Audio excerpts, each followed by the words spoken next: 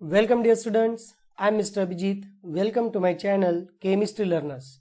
तो आज इस लेक्चर में हम देखेंगे स्क्रीनिंग टेस्ट का पीसीएम का 2022 का केमिस्ट्री का एमसीक्यू। ओके, तो इसमें 20 एमसीक्यूज है, तो वो सारे एमसीक्यूज हम विथ एक्सप्लेनेशन देखेंगे और उनके बिहाइंड जो कुछ ट्रिक्स वगैरह है या फिर टिप्स है to get the correct answer, that we will discuss in this lecture.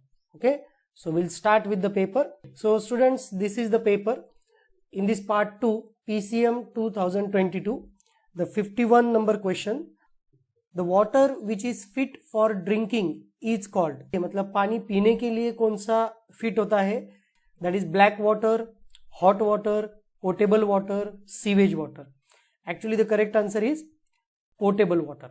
Okay, so potable water is fit for drinking purpose. Okay, now the next question we will see, what will be the percentage loss in mass when NaHCO3 is heated at 30 degree Celsius approximate. यहाँ आपको दिया है molecular mass of NaHCO3 84, Na2CO3 का mass 106. Now we are solving this question. तो what is given, अगर मैं ये reaction लिखता हूं कि NaHCO3 is heated at 30 degree Celsius. 2 times NaHCO3 gives Na2CO3 plus H2O plus CO2. Understand? अब मुझे क्या करना है कि NaHCO3 का मास दिया है, देखो मॉलिक्यूलर मास कितना है 84, Na2CO3 का कितना दिया है 106. अब देखो थोड़ा सा प्रॉब्लम ये है कि यहाँ मैंने ये NaHCO3 2 मोल्स यूज किए हैं और यहाँ इन प्रोडक्ट में Na2CO3, H2O and CO2 it is only 1 मोल. तो मुझे इसको कन्वर्ट करना पड़ेगा मोल में, एक मोल में कन्वर्ट करना पड़ेगा. तो एक मोल मैंने क्या लिया, NaHCO3 लिया. तो इसका मतलब आपका जो एक्चुअली कन्वर्जन है water molecule it is half mole and CO2 is also half mole और Na2CO3 आपका आ गया फिर से half mole. Okay, so I am not going to consider this. So what is the product? Heat करने के बाद product क्या आ रहे हैं, CO2 एंड H2O. तो अब CO2 का मॉलिक्यूलर वेट मुझे देखना है. CO2 का मॉलिक्यूलर वेट क्या है 44 if you calculate it. Water का मॉलिक्यूलर वेट 18. अंडरस्टैंड? तो अब मुझे क्या करना होगा, 18 है मतलब हाफ मोल रिएक्ट हुए हैं, मतलब कितने मोल रिएक्ट हुए 9 मोल्स प्लस CO2 कितना मोल था 22, इसका हाफ किया 44, इसका हाफ किया तो क्या आ जाएगा 22, इसका टोटल क्या हो गया 31 gram. Okay, is converted into 31 gram, that is the products of heating. Okay, तो मुझे फॉर्मूला क्या मिलेगा यहाँ पे, loss of mass, correct, is equal to 31 divided by 84 multiplied by 100. तो इसको अगर मैं कैलकुलेट करूंगा it is around 36.91 is the answer. तो इसका नियर बाय आंसर कौन सा है 37. अंडरस्टैंड? ओके, ये समझ में आ गया. तो चलो नेक्स्ट क्वेश्चन देखते हैं. विच of the following pair of oxides, oxides की कौन सी पेयर एम्फोटेरिक इन नेचर है. एम्फोटेरिक ऑक्साइड्स क्या होते हैं, जो ऑक्साइड्स एसिड और बेस एक्ट्स एज एसिड और बेस. ओके, जो oxide both acid and base करके एक्ट होते हैं उन्हें हम एम्फोटेरिक ऑक्साइड कहते हैं. जैसे कि अब यहां मैं आपको डायरेक्टली आंसर बता देता हूं. The answer is 2. Why? Because Al2O3 is amphoteric in nature. It is inorganic compound. Okay, so it reacts with acid to form aluminium chloride. अगर ये एसिड के साथ रिएक्ट होता है Al2O3, कुछ एसिड लिया सपोज, तो ये एल्यूमिनियम क्लोराइड फॉर्म करेगा AlCl3. ओके, और अगर ये बेस के साथ रिएक्ट होता है तो ये क्या करेगा, सोडियम एल्यूमिनेट बनाएगा. जैसे कि सपोज मैंने बेस लिया, ये एसिड था, बेस लिया मैंने NaOH, तो NaOH के साथ ये सोडियम एल्यूमिनेट बनाएगा. मतलब बोथ एसिड एंड बेस करके ये एक्ट हो रहा है. सिमिलरली ZnO, जिंक ऑक्साइड भी आपका क्या है एम्फोटेरिक इन नेचर है, क्योंकि this also going to behave as acid and base. So the correct answer is the 2. Understand? Now we'll see the next question, 55 number. Which of the following molecule has maximum types of bond? अब एक एक करके देखते हैं हम. CuSO4 आपका copper sulphate है .5H2O. इसमें आप अगर देखोगे तो इसमें आयोनिक बॉन्ड भी है. कॉपर और सल्फेट में आयोनिक बॉन्ड होता है. दूसरा जो है आपका coordinate bond is form by the water molecule and copper sulphate. Okay, and the third one is the covalent bond किसमें है? वाटर मॉलिक्यूल में है. Okay, so there are 3 types of bonds that are formed by the CuSO4.5H2O. दूसरा जो molecule है NaClO4, इसमें सिर्फ एक ही टाइप का बॉन्ड है, that is ionic type of bond. Okay, because it is ionic compound. HF आपका जो HF है, HF में कोवैलेंट बॉन्ड होता है, सिर्फ एक ही टाइप का बॉन्ड है, कोवैलेंट बॉन्ड. ओके, और NH3 ये भी आपका कोवैलेंट कंपाउंड है, covalent bond. So there are maximum 3 types of bonds that are formed by the CuSO4. So it is the answer. Now will see the next question. Iron is harder than sodium because. Iron ये metal है, sodium भी आपका metal है, पर iron ये harder है. It is because the options are given. Iron atoms are smaller, iron atoms are more closely packed, metallic bonds are stronger in sodium, and metallic bonds are stronger in iron. Iron atoms are closely packed. So if you see the solid state compound, so the solid state में आपका ये answer मिलेगा आपको कि because it is having close packing, and because of this closely packed structure it is more harder as compared to sodium. Okay, so we'll see the next question. Question number 57. Okay, so what is given here? At 25 degrees Celsius and 760 mm of Hg pressure, a gas occupies 600 ml volume. What will be its pressure at a height where temperature is 10 degrees Celsius, volume 640? अब देखो यहाँ आपको एक hint मिल गई कि इस question में कुछ टेम्परेचर दिए हैं, कुछ वॉल्यूम दिए हैं और कुछ प्रेशर दिए हैं. So we know the formula PV है ना, PV is equal to nRT. ये आपका कौन सा है? आइडियल गैस का फॉर्मूला है, बट इस फॉर्मूला को मैं स्लाइटली चेंज करूंगा. It is like P1 V1 upon T1 is equal to P2 V2 upon T2. ये आपका फॉर्मूला आ गया. तो अब इस हिसाब से मुझे क्या करना है, सिर्फ व्हाट इज गिवन क्या है. देखो आपका गिवन क्या है, 25 डिग्री सेल्सियस, ये आपका T1 है. ओके, उसके बाद है आपका 760 mm of Hg pressure, it is P1. Next आपका आ गया V1, इट इज 600 ml. उसके बाद आपका आ गया P2. P2 आपको what will be the pressure, P2 आपको कैलकुलेट करना है. V2 आ गया आपका 640 एंड T2 आ गया आपका 10 डिग्री सेल्सियस. सिर्फ मुझे अब क्या करना है, ये जो टेम्परेचर्स है इनको केल्विन में कन्वर्ट करना है. 273 plus 25 it is 298 kelvin. Understand? 273 plus 10 it is 283 degree kelvin. Okay, अब मुझे क्या करना है, इसको कैलकुलेट करना है. ठीक है, थोड़ा सा मैं इधर ले लेता हूं. अब मेरे पास ये P1 V1 ओके, सारे जो गिवन है वो है, मेरे पास फॉर्मूला है. So I am converting this formula to get the P2 की वैल्यू अगर मुझे कैलकुलेट करना है तो इसके लिए मैं इक्वेशन को कन्वर्ट करता हूँ. P1 V1 upon T1 multiplied by ये T2 divided by V2 is equal to P2. इस कैलकुलेशन से आप क्या कर सकते हो, P2 की वैल्यू निकाल सकते हो. P2 की वैल्यू निकालने के लिए आपको P1 760 मल्टीप्लाइड बाय V1 कितना है 600 डिवाइडेड बाय T1 की वैल्यू क्या है 298 मल्टीप्लाइड बाय, अब ये देखो क्या है T2 क्या है आपका 283 केल्विन एंड V2 क्या है it is 640. Now if you calculate it, you please do the calculation. अगर आप इसको कैलकुलेशन करते हो it is 676.6 mm of Hg, that is your pressure. अब हमें क्या करना है, 676 आपका ऑप्शन में है क्या? Yes, 676 mm of Hg, this is the pressure and this is the third option. Okay, have you got it?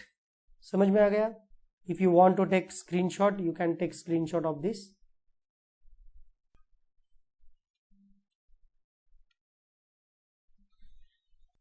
Okay, now the next question, that is 58 number question. Which of the following contains highest number of oxygen atoms? किसमें oxygen atom सबसे ज्यादा है, ये पूछा है। अब number of atoms हमें calculate करना है, मतलब हमें क्या करना पड़ेगा, दो फॉर्मूलाज चेक करना पड़ेगा। That is number of moles, moles calculate करना है आपको। ओके, मोल्स का फॉर्मूला आपको पता होना चाहिए, weight in gram divided by molecular weight और मॉलिक्यूलर मास भी कहते हैं, ठीक है। और दूसरा जो फॉर्मूला है नंबर ऑफ एटम्स, इसका formula that is Avogadro number multiplied by moles. अब इस फॉर्मूले से एक ध्यान में रखना है आपको, देखो आपको क्या पूछा है, number of oxygen atoms, highest number of oxygen atoms किस में है ये पूछा है, ठीक है। अब एक थोड़ी सी छोटी सी ट्रिक है इसके लिए, मॉलिक्यूलर वेट जिसका ज्यादा होगा, आप ध्यान से सुनो, जिसका मॉलिक्यूलर वेट ज्यादा होगा उसके मोल्स क्या होंगे, कम होंगे। अगर उसके मोल्स कम हो गए तो उसके नंबर ऑफ एटम्स भी क्या हो गए, कम हो गए। अंडरस्टैंड?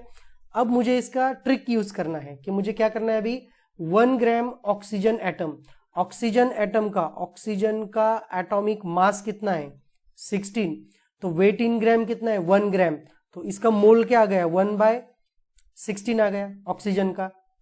ओके, दूसरा है आपका, देखो दूसरा कौन सा है, 1 ग्राम O2, O2 है, मतलब O2 का मतलब 2 ऑक्सीजन हो गए, 1/32 हो गया, ठीक है। थर्ड देखो आपका O3, 1 ग्राम O3 हो गया, मतलब 1/48। और आपका जो फोर्थ है देखो 2 ग्राम H2O, आपका 2 ग्राम H2O मतलब क्या है, 2 ग्राम H2O, वाटर का एटॉमिक मास क्या है आपका, मॉलिक्यूलर में वेट क्या है 18, मतलब 2/18, इट इज 1/9 आ गया। अब इन सारे इसमें देखो, इसको तो लास्टली क्या होने वाला है, ये मोल्स आ गए आपके, ये सारे मोल्स हैं, इसको मोल्स को मल्टीप्लाई करके क्या करना है आपको, एवोगैड्रो नंबर, ठीक है। एवोगैड्रो नंबर से अगर इसको मैं मल्टीप्लाई करूंगा हर एक को, तो किसका नंबर सबसे ज्यादा आएगा, जिसका डिनोमिनेटर कम है उसका नंबर सबसे ज्यादा आएगा, करेक्ट। तो किसका डिनोमिनेटर कम है, वाटर मॉलिक्यूल का डिनोमिनेटर कम है। ओके, तो इसका मतलब 1/9 मल्टीप्लाइड बाय 6.023 इंटू 10⁻⁻23, ये आपका फॉर्मूला है।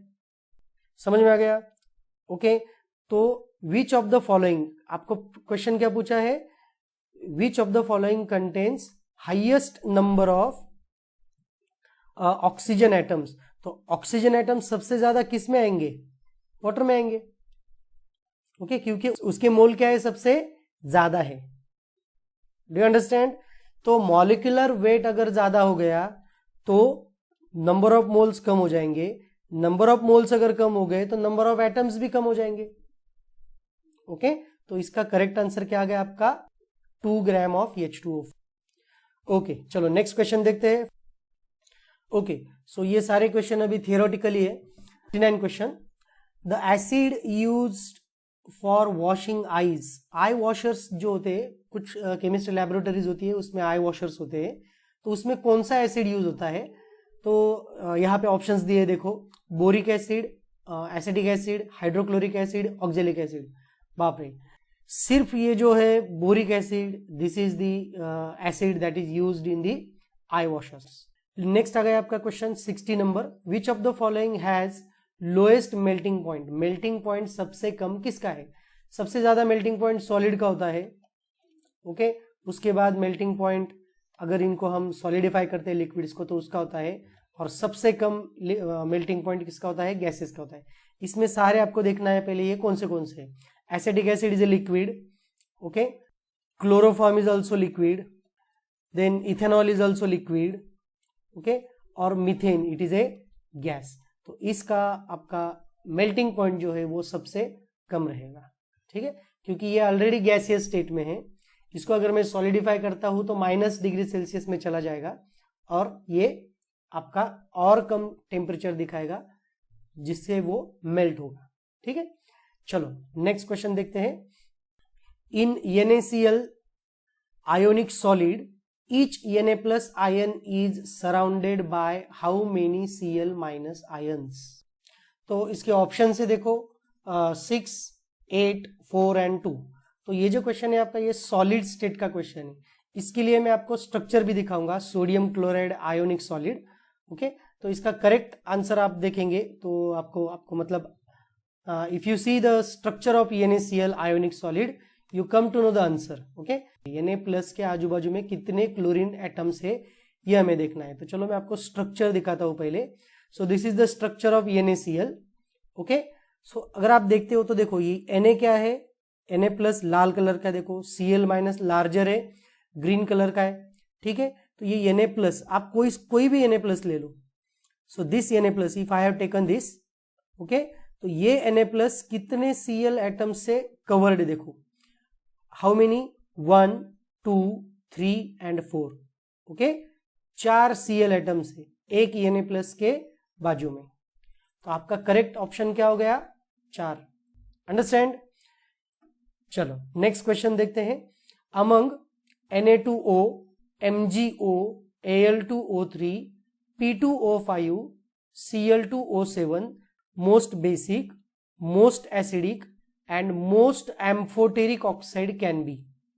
अब आपको ऑक्साइड्स दिए हैं, इसमें से आपको कौन से ऑक्साइड्स एसिडिक है, बेसिक है एंड बेसिक है, एसिडिक है एंड एम्फोटेरिक है, ये आपको फाइंड आउट करना है। तो करेक्ट सीक्वेंस क्या आएगी, तो इसको पहले हम समझ लेते हैं, ओके। Na2O ये आपका एसिडिक है या बेसिक है? अगर मैं इसकी रिएक्शन वाटर के साथ करता हूं so it is going to form NaOH, it is the strong base, okay. मतलब ये आपका मोस्ट बेसिक हो गया, क्योंकि और भी चेक करेंगे हम कि MgO अगर करते हैं हम तो MgOH ट्वाइस बन जाता है, तो ये आपका स्ट्रॉन्ग बेस नहीं है, ठीक है। Al2O3 ऊपर ही हमने एक एग्जांपल देखा था, उसमें ये Al2O3 बोथ एम्फोटेरिक करके एक्ट होता है, एसिडिक ऑक्साइड और basic oxide, okay. P2O5 it behaves as acidic oxide, okay, and Cl2O7 तो ये भी आपका एसिडिक ऑक्साइड है, पर हमें क्या करना है, अभी चेक करना है। Cl2O7 की रिएक्शन में वाटर के साथ करता हूं, ओके, तो ये HCl फॉर्म करेगा, मतलब ये आपका स्ट्रॉन्ग एसिड हो गया, मोस्ट एसिडिक। तो करेक्ट ऑप्शन देखो आपका A मोस्ट बेसिक है, E आपका मोस्ट एसिडिक है और C जो है ये आपका मोस्ट एम्फोटेरिक इन नेचर है, ओके। तो इसका करेक्ट ऑप्शन आ गया आपका थर्ड ऑप्शन AEC, ओके। चलो नेक्स्ट क्वेश्चन देखते हैं। Question number 63। Lead nitrate on decomposition releases brown colour fumes. The chemical formula of brown color fumes is, brown color fumes are shown by nitrogen dioxide, that is NO2। तो हमें अभी reaction लिखना है। देखो ये अगर आपको ये पता भी है तो कोई बात नहीं, पर अगर आप रिएक्शन लिख सकते हो तो that will be better understanding for your self.